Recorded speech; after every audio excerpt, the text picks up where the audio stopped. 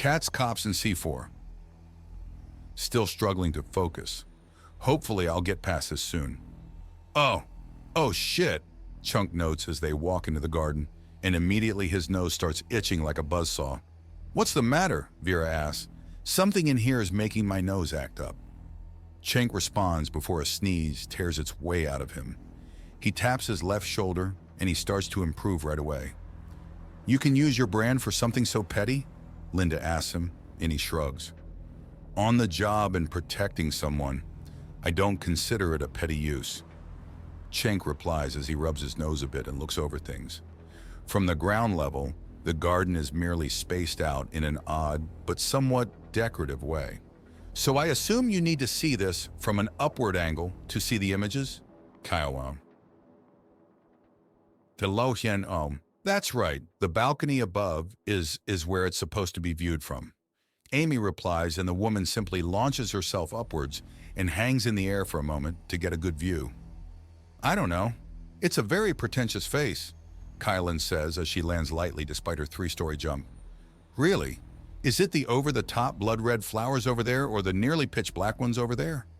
The lips and eyeshadow. Not really, it's the expression. The expression, hold on a moment, please, Chunk says, crouching down and then launching upwards and taking a good long look as he goes up then falls downwards before landing in a crouch and rising up. Holy hell, Amanda was a judgmental piece of work. Is that what you drew away from that? Kaylan asks in amusement. Well, either that or she really didn't like the person who took the photo they used for a reference, Chunk says, and Amy lets out a few giggles.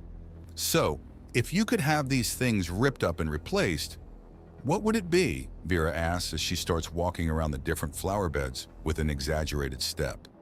It's not the flowers. I like the flowers. They're pretty. It's the shape of things. Amy replies. All right, well, what kind of shape then? Triangles, circles, squares? Maybe some kind of letter or number? Between galactic trade and the different Aramenta languages can make it look like almost anything. I know some of you crazy girls still use pictograms, Vera remarks. I don't know. Something more, I don't know. More and less personal at the same time, Amy says. An ice cube? Vera asks, and Amy lets out a slight laugh. Maybe, but still this... Ow!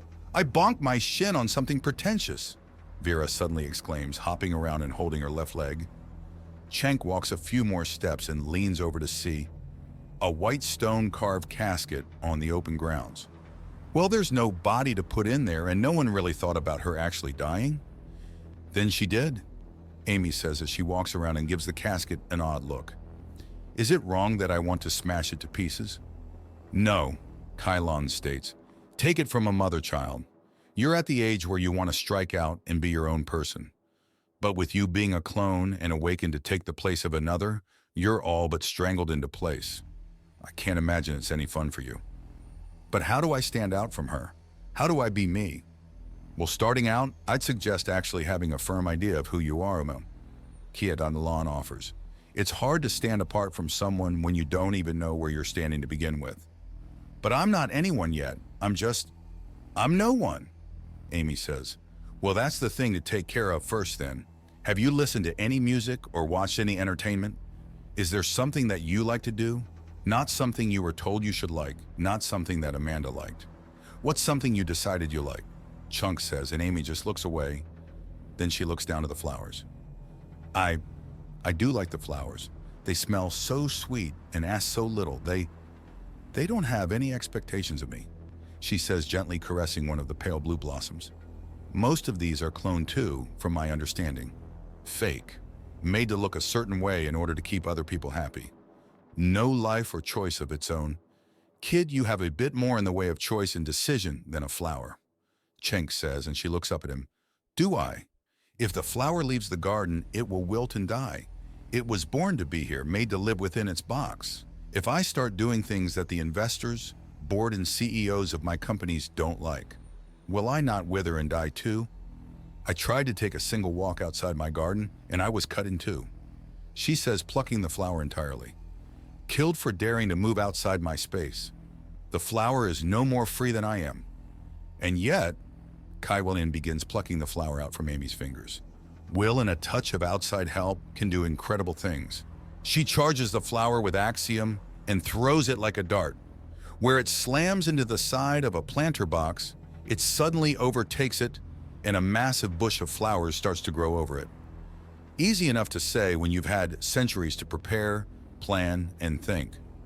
When you've had all the time in the universe, do get ready, Amy says. Just as easy when you have such a person willing to help you. Kiss, Lon says, and Amy gives her an odd look. Is it really not sinking in? Very well, here it is as plainly as possible. You've hired me to protect you. The best way to do it is to teach you how to be the most dangerous thing in the room. Now, do you want to stay a delicate little flower? Or a wild growth that'll take industrial strength tools to even begin to shift? For someone trying to say things plainly, you fell back into metaphor in hurry. Cenk remarks, we all have our flaws, Kylan says, but the point stands. You're worried that if you start acting the way the people that woke you up don't want you to, you'll get literally killed. Then you best get too strong, too capable, or too much anything you can to resist it. Amy says nothing as she just looks around, her gaze falling to and settling on the wild growth of pale blue flowers. Flowers the same color of her own delicate skin. Can it really be done? Yes, Kayowbo doesn't even pause. Some wield immense power with words alone, some with fists, some with weapons, some with wealth. All of these and far more can place you completely outside the reach of those that would harm you. And it doesn't have to be your strength alone. I'm a powerful fighter and a dangerous soldier. But put me on a team and it's magnified. No one can do everything alone, so don't. Well, that's, Amy begins before Cenk's communicator starts going off. He answers it in an instant, then pulls it down as it's a priority text and not a priority call. They have similar tones. His eyebrows go up at the text. What is it?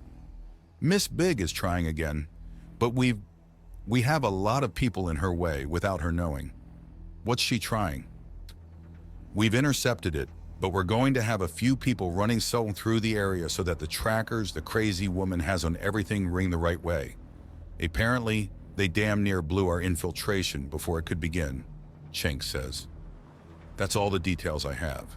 So there's going to be an interesting knock on the door soon, and then a couple guys walking some cases through the mansion, then back out again. All to trick the paranoid witch that wants to hurt you. Well, anything that screws with someone like that can only be good. I mean, I've never hurt anyone, and they cut me in half. They cut me in. Amy starts to protest before suddenly shivering and holding herself as the memories return. You're all right. You made it. There's nothing to worry about. Chunk assures her as he gives her a hug, and she latches on as she shivers. The temperature begins to drop around them, and it's only Cenk and Amy that don't have their breath start to mist as Miss Frost's namesake starts spreading across the grounds. His strong and warm hand rubs a circle in her back as she chokes down tears, sobs, and screams all at once, as the memories of pain and anguish rush back at her faster than she can take.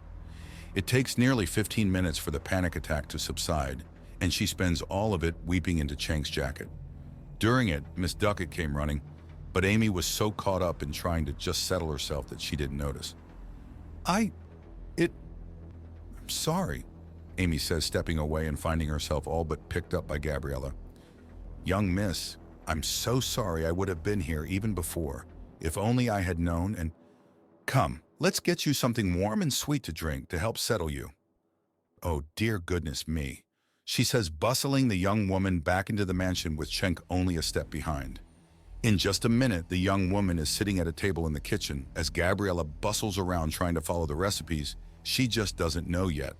Now, your first appointment with the psychiatrist is tomorrow. I'm sorry it wasn't sooner, young miss, but there are just so few of them with anything approaching an open schedule. And many of them simply didn't care what form of money was being offered to them and refused to bump another patient back. Or at least the reputable ones weren't. And I will not be having some half-trained quack trying to help you through this delicate and dangerous period of healing. You've been through too much as it is. We don't want to add to it by having some kind of utter twit working with you. Gabriella explains as she bustles around and checks something she had placed in the oven. The smell that wafts out is very sweet and homey. Ah, good, they're ready. She then brings out what looks like chocolate chip cookies out of the oven and places them down. Now these need to be cool to touch and were made with special ingredients. But these are human-style treats. That said, the rabbi's woman gathers axiom and pulls away the excess thermal energy to leave things warm and not hot. She forces things to settle it a bit and starts using a spatula to pile them onto a crystal plate. Here you are, young miss. I've been told that these have a tendency to help, she says gently as she places the platter in front of Amy. When she doesn't move, Chink's hand starts slowly moving over towards the platter and then is pulled back to dodge a swat of the spatula that's then held out to him like a weapon. None of that from you. These are for the young miss. But they smell good, and I'm hungry. You're human. From my understanding, you're always hungry. Not always, just far more than you. Chink says even as Vera laughs at him. You do know that if I really want one, there's no stopping me, right? You do know that I've been hired to protect her, and that could include her food. Kayalan replies before Gabriella can. Also, you're not too old enough for me to put over my knee, young man. You do remember that you're not actually my mother, right? I'm 90% certain that you actually don't have any legal relation to me, and it's all informal, right? Unless I missed something. You didn't, but the point still stands, young man. Kayfon. Lon threatens him, and there's an almost involuntary snort from Amy. There we go. We're over the hump, Chunk says, reaching over and grabbing one of the cookies, even as Gabriella swaps his hand over and over again, and Kylan just gives him an immensely disappointed look.